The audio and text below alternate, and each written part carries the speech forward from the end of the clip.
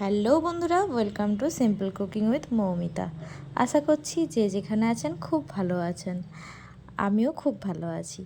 আজ কবিগুরু রবীন্দ্রনাথ ঠাকুরের জন্মদিন, তো সেই উপলক্ষে আমি আজ একটা মিষ্টির রেসিপি বানিয়ে দেখাবো।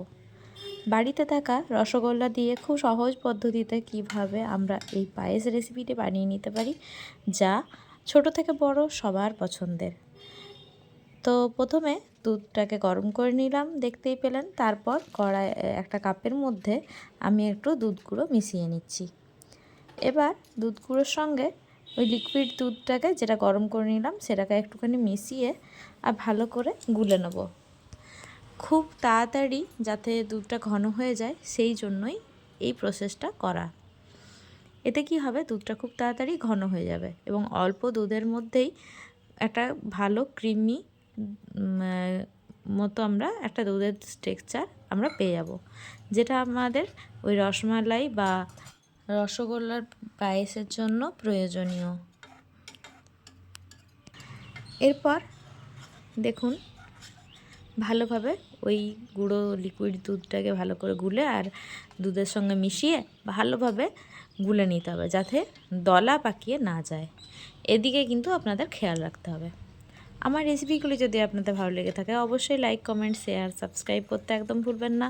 সাবস্ক্রাইব করে পাশে থাকা বেল আইকনটি অল করে দিলে আমার প্রত্যেকটি ভিডিওর নোটিফিকেশান আপনাদের কাছে পৌঁছে যাবে। এরপর চিনি দিয়ে দিলাম। চিনি দিয়ে আবার ভালোভাবে গুলে নেব।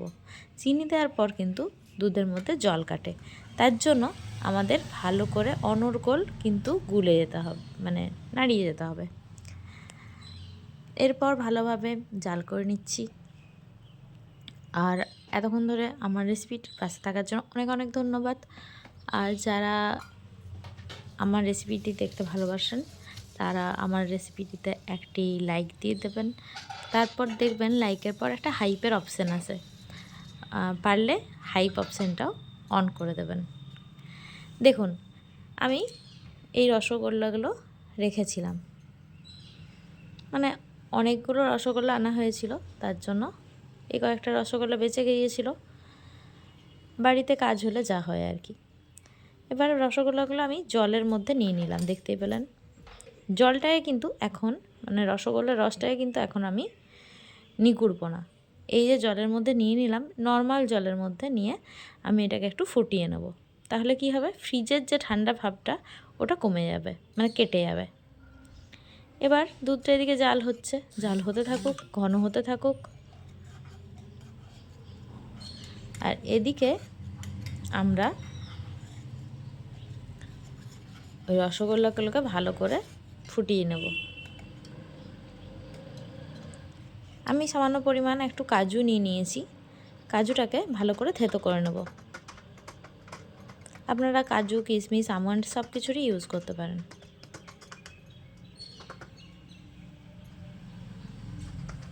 ভালোভাবে গুঁড়ো করে নিচ্ছি।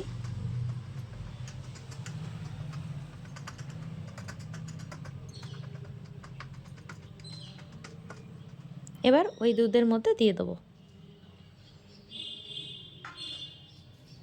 দেখুন দুধের যেহেতু জালটা আমার দেওয়া হয়ে গেছিলো, তার জন্য আমি কিন্তু একটু বন্ধ করে রেখেছিলাম, নাহলে একদম ঘন হয়ে ওটা শুকিয়ে যেত, তার জন্য। এবার আবারও আমি জ্বালিয়ে দিলাম। এবার যে রসগোল্লাগুলো আমি গরম করলাম সেগুলোর রসগুলোকে চিপে আর ওই দুধের মধ্যে দিয়ে দেবো।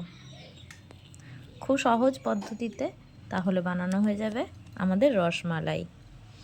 এরকমভাবে রসমালাই বানিয়ে বাড়িতে কে কে খেয়েছেন আমাকে অবশ্যই কিন্তু জানাবেন। আর যদি কেউ এখনও না খেয়ে থাকেন তো অবশ্যই করে বানিয়ে নেবেন, এটা কিন্তু খেতে খুবই ভালো লাগে। যাদের বাড়িতে বাচ্চারা রসগোল্লা খেতে একদম পছন্দ করে না, তারা কিন্তু এই রেসিপিটা অবশ্যই ট্রাই করে দেখতে পারেন। একদম রাতের রুটি দিয়ে খাওয়ার জন্য একটা পারফেক্ট রেসিপি।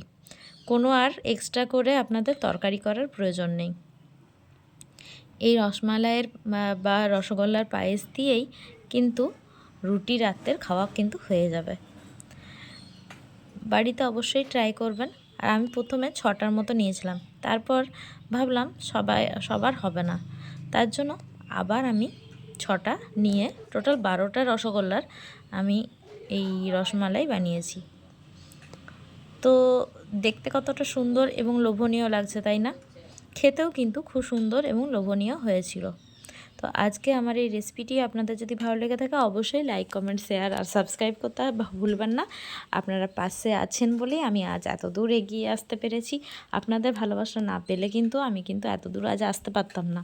তাই আপনাদের ছোট ছোট কমেন্ট, আপনাদের ভালোবাসা আমার খুবই ভালো লাগে। আপনার পাশে থাকুন, আমিও আপনাদের পাশে আছি।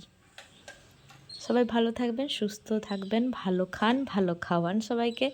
আর রবি ঠাকুরের জন্মদিনে কে কী বাড়িতে ভালো রেসিপি বানিয়েছেন অবশ্যই কিন্তু শেয়ার করুন, আমাকে জানাতে একদম ভুলবেন না। আর আপনারা আর কী ধরনের রেসিপি দেখতে চান আমাকে কিন্তু কমেন্টে অবশ্যই জানাবেন। আমি চেষ্টা করব আমি সহজ পদ্ধতিতে আপনাদের সেই সব রেসিপি তুলে ধরার জন্য।